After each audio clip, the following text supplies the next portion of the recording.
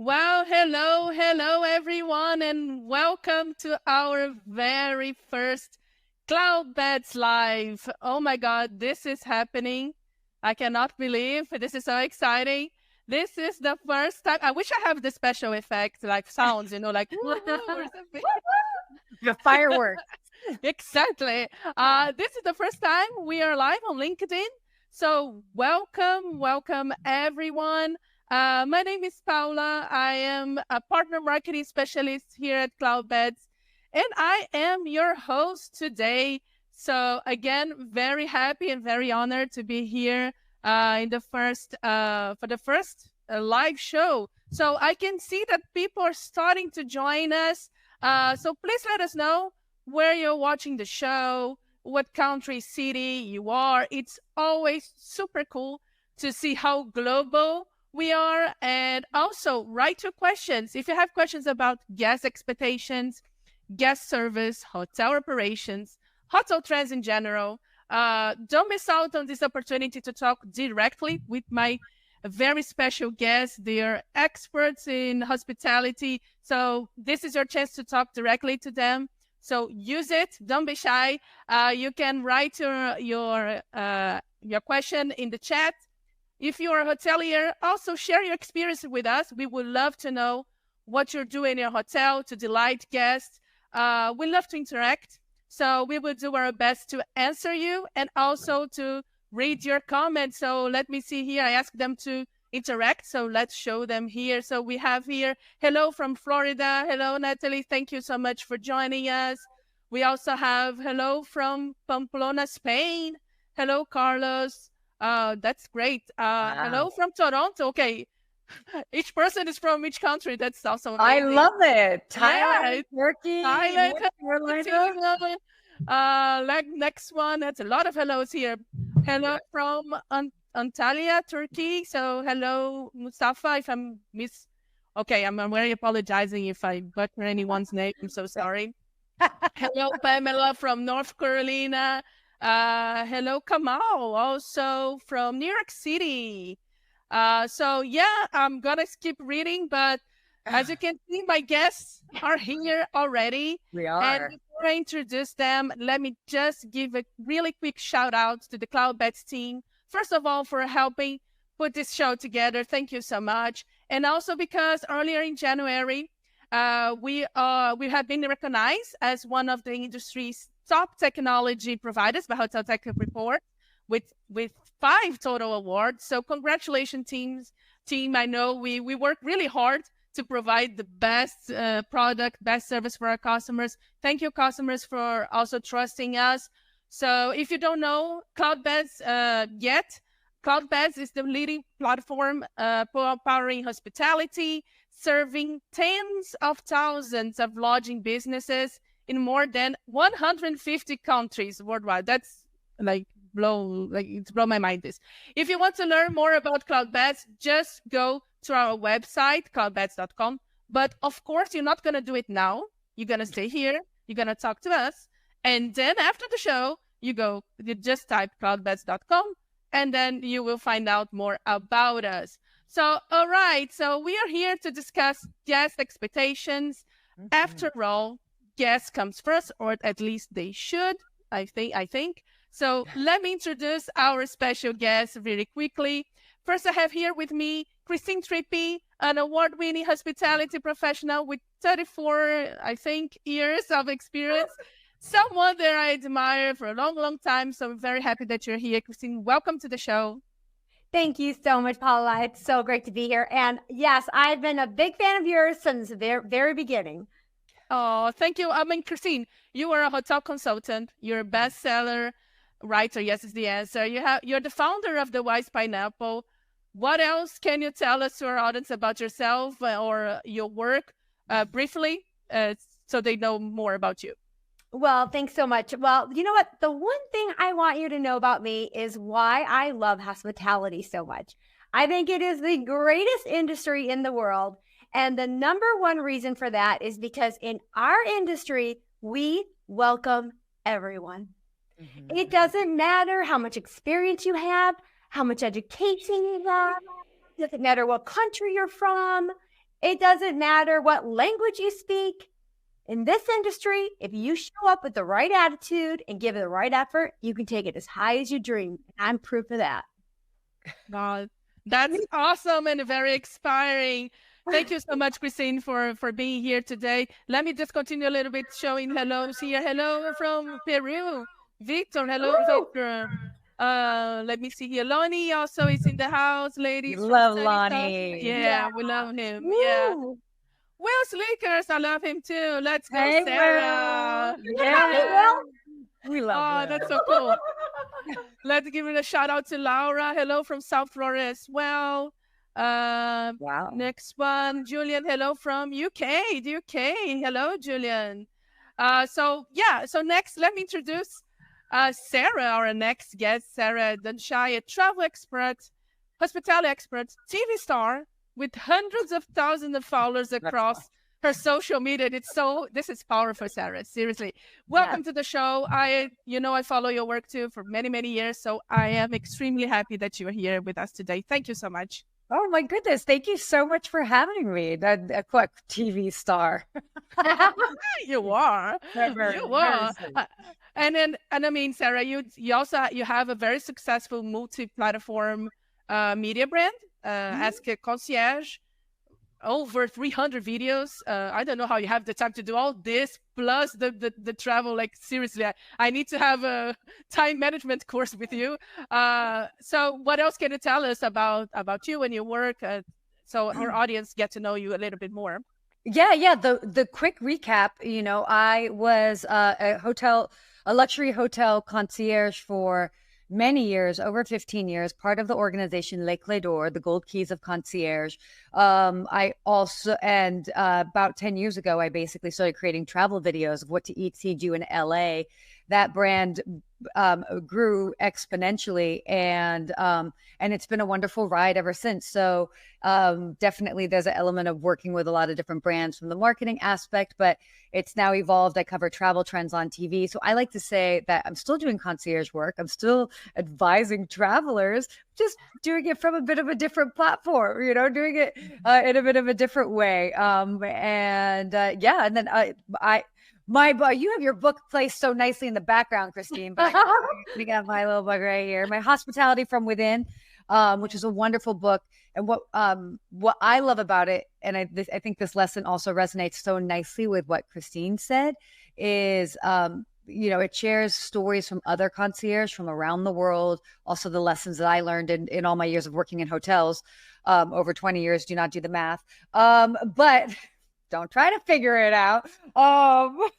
But the key is hospitality is universal, and just totally echoing what Christine said is that, if you're showing up with the right attitude, really the sky is the limit. And I'm literally just taking your words, Christine, because you said it so well. But I love that how we can have such different backgrounds, but because we're complete from types of hotels to locations, yet we still come to the same conclusion about hospitality, which I think makes it really special. So all of that and more. I will say a quick shout out. There's somebody that's joining in from Saudi, and as a kid, I did live in Saudi Arabia for 6 years. So just have to give a shout out to that. Yeah, I know. I'm not so, middle America looking I'm not so middle America as I look. That's what I should say. That's awesome. Exciting. Well, and Malcolm wants to know, where should we go for some warmth? Well, not Chicago. Ooh, yeah, right. I mean, that definitely flew, at least like in South Florida, because even parts of Florida have been pretty cold this past week. True. Yeah. Well, let me just continue here. While our chat is going crazy, and thank you so much, everybody, for engaging. It's actually hard to keep up, so I apologize if I missed something. So Kat is saying hello. Hello, Kat. Kat is great. Kat is great. Hello from Hotel Rest, Elegant Hotel Collection, team at Down Hall. So hello, Kat. Thank you for joining us. Yvonne is also saying hello from Toronto. Alexandre is saying hello from Portugal. Very nice. Ooh. Yeah. Carolina is saying hello from New York. Art, hello from Dallas. Massimo, who works with me, saying "vamos" in Portuguese. It's "let's go." Yeah, I know. Oh, Vamos. you know. We know. Do you speak any Portuguese, Sarah? No. No, I don't, but I have spent quite a bit of time in Portugal. So I spent actually, fun fact, my very first flight that I took solo, I was 7 years old, and I flew from probably JFK or Newark to Portugal, and I spent a couple summers in Portugal. I have family that had homes there, so that's my Portuguese connection. That's all I got. That's cool. Okay, so let's get this started. Now that all the introductions have been made, please, if you're watching this and you have any questions, again, don't be shy. Write your question in the chat. We'll try our best to answer you. So we are here to talk about, like I said, guest expectations, guest service, and hotels in general. So I want to start by asking both of you, how do you evaluate 2023? For the hotel industry? What was the positive side of it, or what were the major challenges presented? And I can start maybe with you, Sarah. What are your thoughts about the 2023? Oh, fine, we'll start. You're like, yeah, Christine. Yeah. Well, no, I also want to be mindful of time too, so because I know we have a lot of good topics to cover. I mean, I think one of the biggest positive points is just demand, and we saw demand across the board. Travelers are getting back out there. And they've also been willing to pay more. I mean, and that's been an element as well too. Is that obviously with inflation and all of that's kind of a double-edged sword, which I'll come back to that. But there's more demand. People are traveling. People are willing to pay. People want to get out there. So I think that's it's just been further proof of just how much more the travel industry has yet to grow. So I know that it may sometimes seem like challenging times, but I mean, it's just going to continue to grow and evolve, and that's wonderful. As far as challenges, I mean, there's a lot. And I know that I'm sure Christine will also chime in on this. But I mean, definitely the big ones.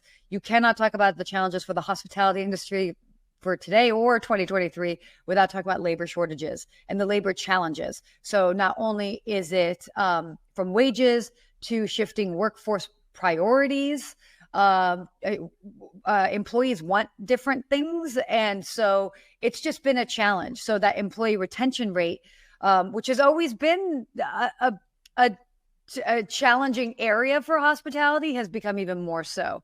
And then the aspect of inflation as well too. And I mean, basically the cost of everything from as we mentioned, wages, but products, labor, all of that. And of course, thereby we have to increase our rates and then passing that on to consumer.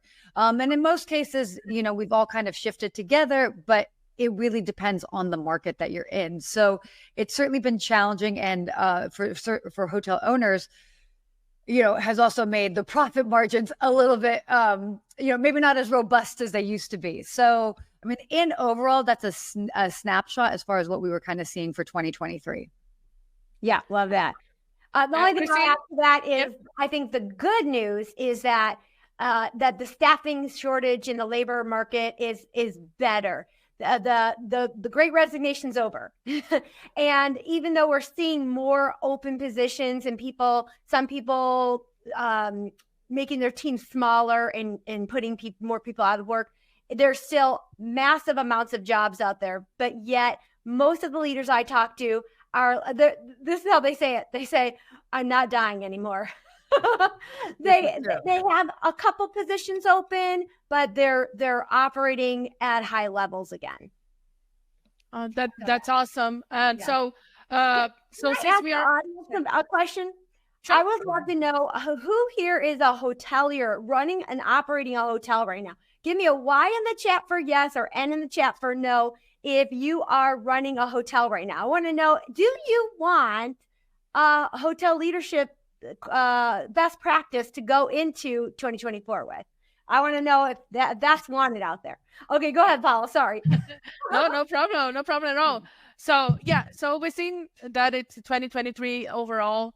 I think we are in a good path, at least for 2024. So 2024 has started. We already end of January, so first month it's already gone. So talking about the 2024 and any trends specifically for guests now is expectations or guest service.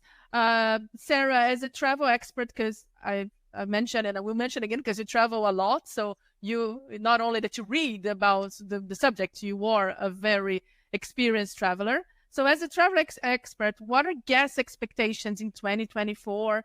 Any trends that you're seeing that maybe hotels are not paying attention yet, and they should? Yeah, definitely. Wait. I do want to say really quickly, because I feel like, Christine, did you have more to add on that other topic? No, Sorry. go. Okay. No. Okay. Perfect. All right. Because I was about to say, I was like, you chimed in a bit, but I didn't want to over I'm talk. going to see what the comments are here and see where we go with that. Oh gosh. I want to just tap into my audience. No, perfect. I love this. Okay, so as far as like guest expectations into 2024, any trends, all of that. I love this, but I really feel like it's the year of higher expectations. No more excuses. We don't want to hear no, we as like travelers don't want to hear anymore about, okay, we're short staffed. Oh, we have to close this early. Oh, whatever that. I mean, people are paying more, and for quite some time, and that maybe I should have mentioned it as a challenge. There was this disconnect. People were paying more, but they were getting less value. And I think that we're really going to see people that are like, look, I'm paying more, I want the value. So yeah, I firmly believe that. Also, personalization is key. And I know that obviously that's a word that's thrown around in hospitality forever, but like really hyper personalization. Yeah. And because again, if they're paying more, they really want to feel special. They want to feel like this is unique. We're living in a world where everybody shares everything that they do. They share on social media, what they're eating, the experience that they have. And so what are you doing to make your guests feel like they're having a unique experience, not something that maybe their friend that was there a month ago did, but something that's unique to them.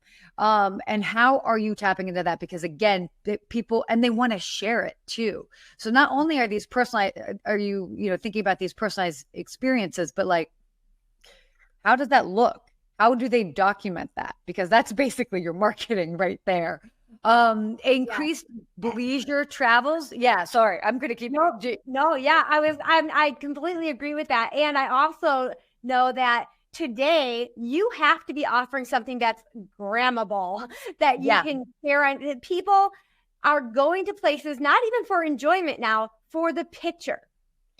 So do you have photo ops? Do you have opportunities throughout your hotel, your experience that is Instagrammable? And what kind of personalization are you doing that is going to be shared all around the world? So that is a very important focus going into it. And I know, Kamal, you were mentioning something about Airbnb here. How do hotels compare to Airbnb in terms of providing unique and memorable travel experiences? And I'll let Sarah top on this, but here's what I'll say is, for the unique experiences, Airbnb is an awesome opportunity, and they have so many unique things out there. But I think as the general whole, it's your average house, it's your average condo, it's your average room. So there are a lot of unique experiences, but a lot of it is just average. Same with hotels.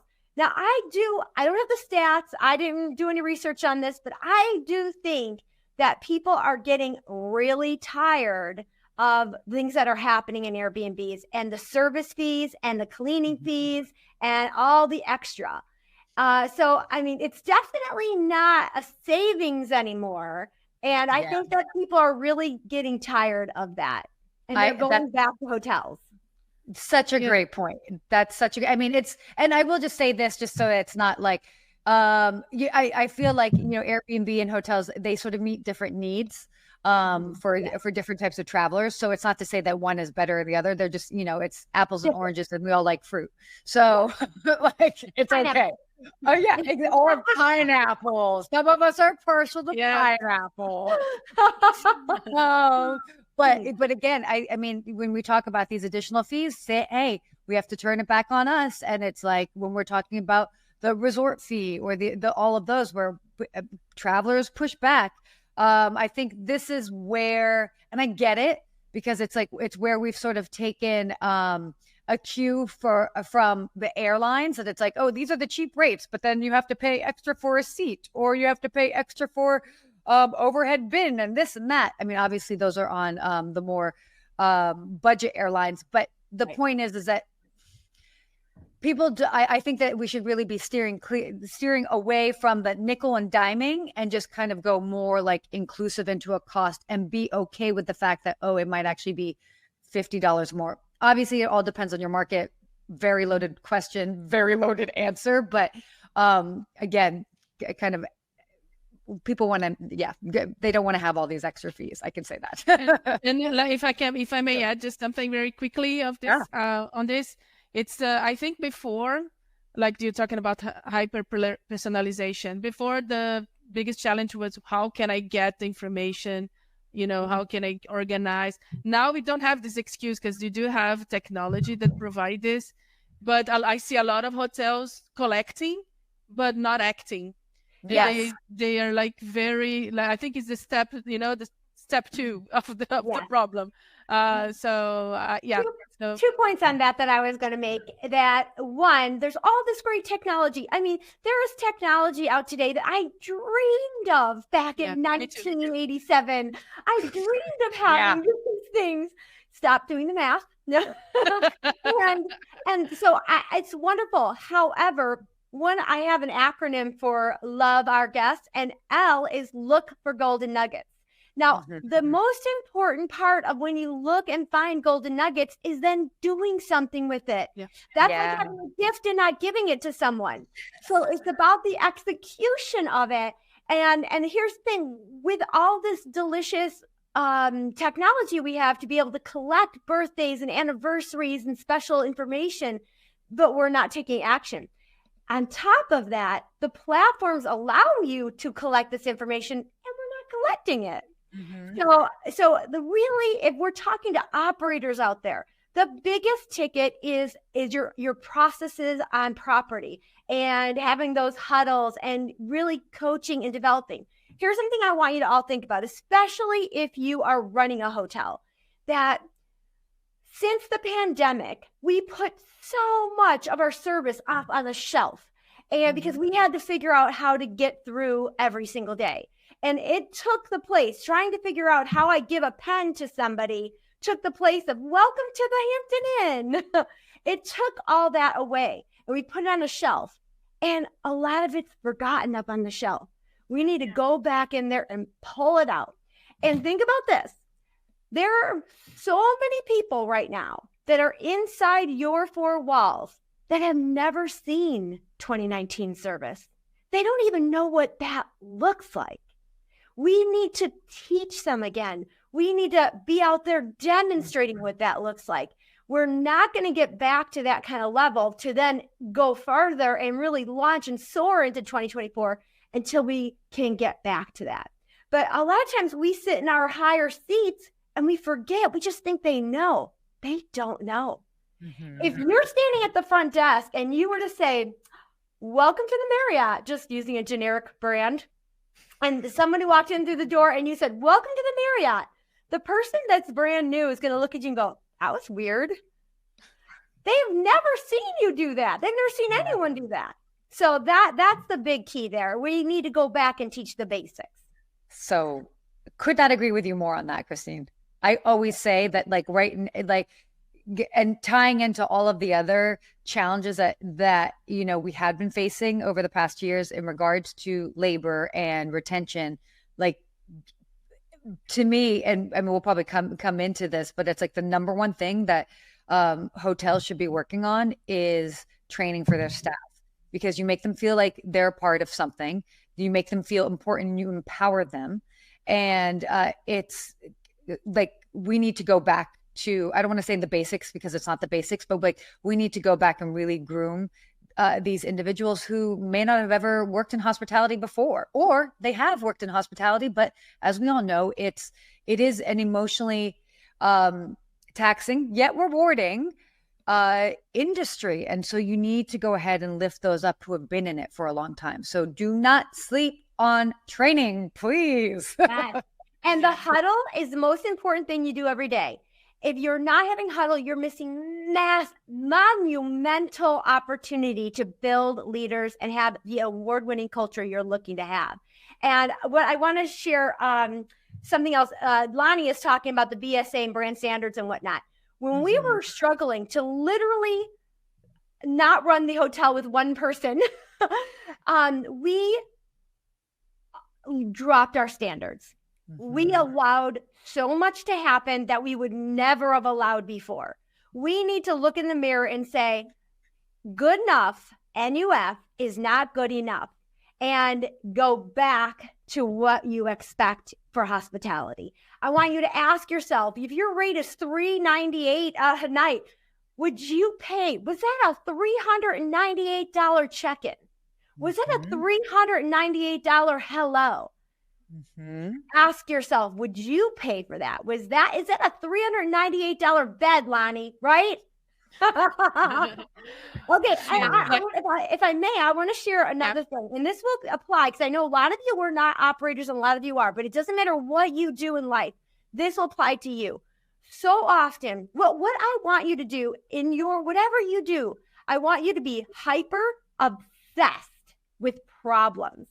We often get into these leadership meetings and powwows and planning meetings, and we go, how are we going to raise revenue? How are we going to increase GSS and elite appreciation? All those things.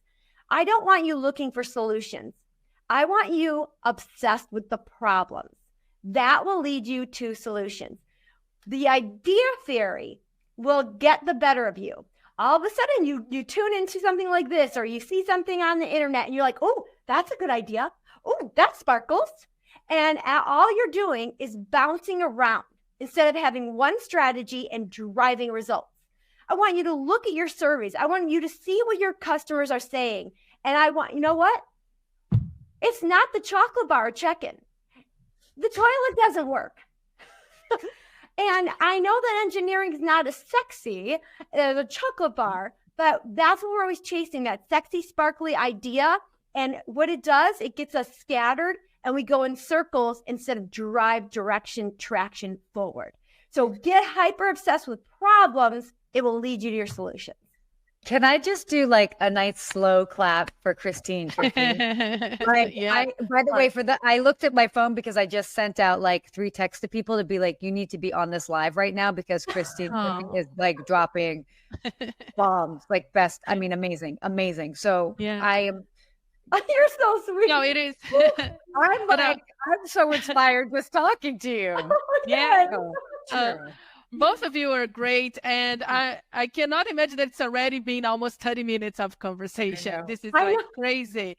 So we should have done this much longer, but I do want to do a final round with you two, because probably have something else that you would like to add in terms of guest experience, guest service, or any advice or tips. So the audience that is listening or watching us now can take it. You already share many of them, I know. But just to wrap it up, because time is ticking here. So Sarah, any final thoughts or tips on guest expectations this year? Guest expectations. I mean, I kind of covered, I think that was kind of just like tips and advice on how hotels can prepare for a successful 2024. So you have something to kind of go off with. So 2 things to just keep it super, I mean, a bunch of things, but we'll keep it simple with 2. Take risks. So take risks, try implementing more technology, tools, services, see what works. If it doesn't, how can you kind of like roll with it? So definitely take risks where you can. It's been a forever challenge for hotels of always being slow to the gate when it comes to leave the gate when it comes to just implementing new things. So just try where you can, because we're living in a very fast-paced world and we don't need to be still having technology and other offerings from 1985. That being said, the other thing is your staff is number one. Obviously, guest is so important, but you have got to be investing in your staff to treat them right. They will stick with you. They will treat the guests right. So invest in training, invest in services, incentives, and because your staff arguably are your number one guests. So, yes. Thanks, Sarah. And you, Christine? Yes, I love that, Sarah.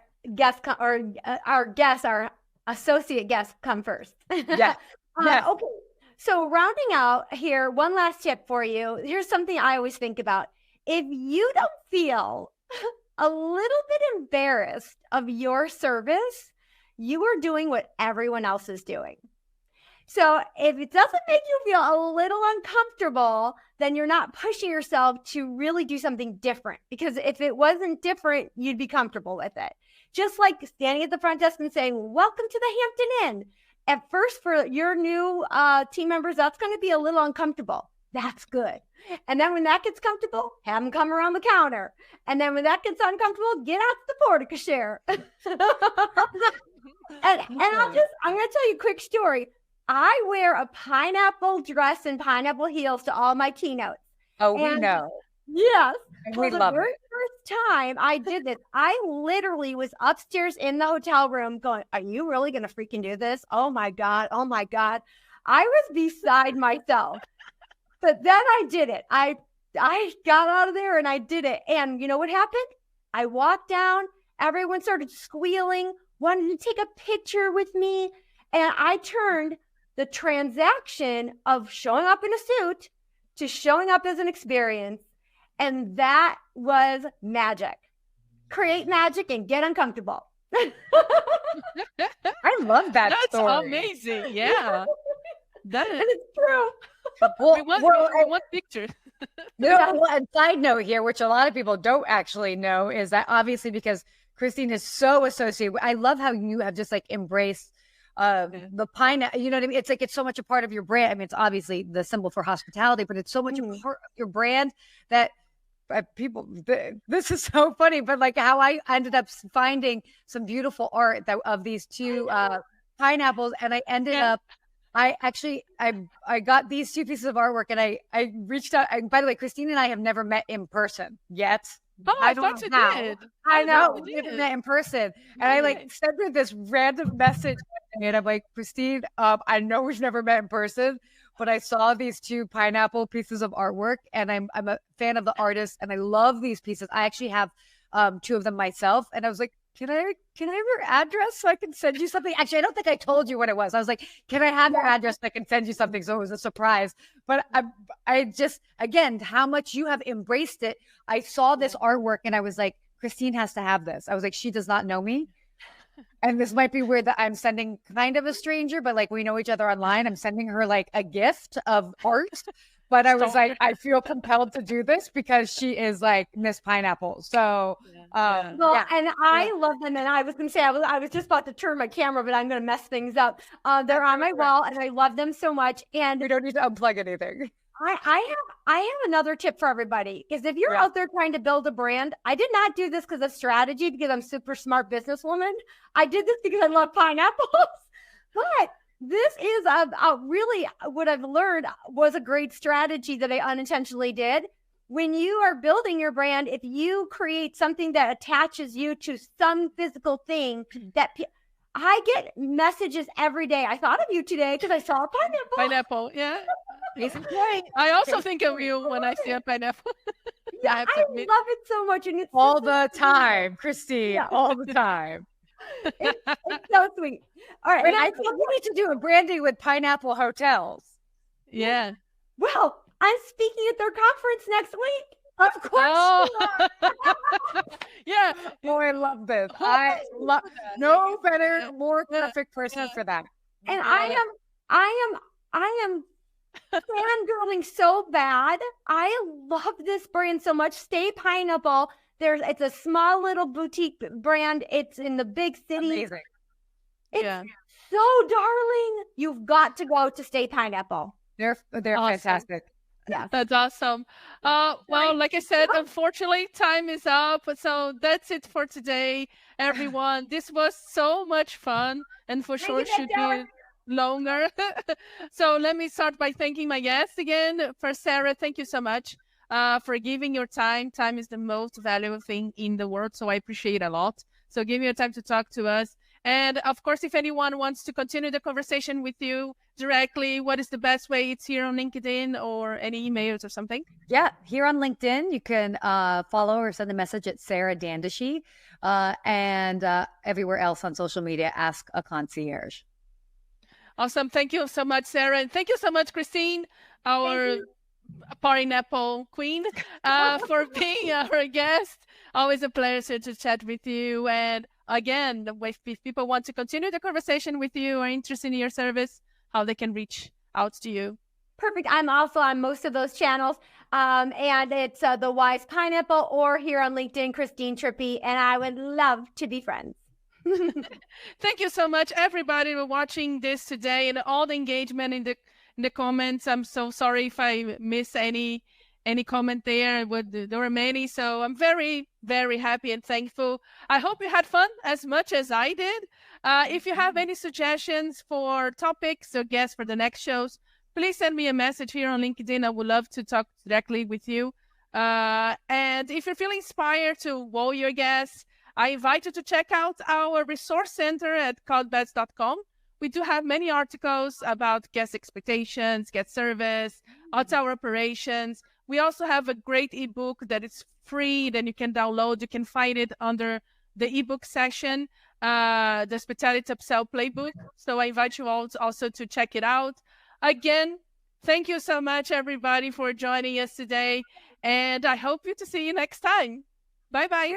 Thanks. Bye, everyone. Thanks. Bye-bye.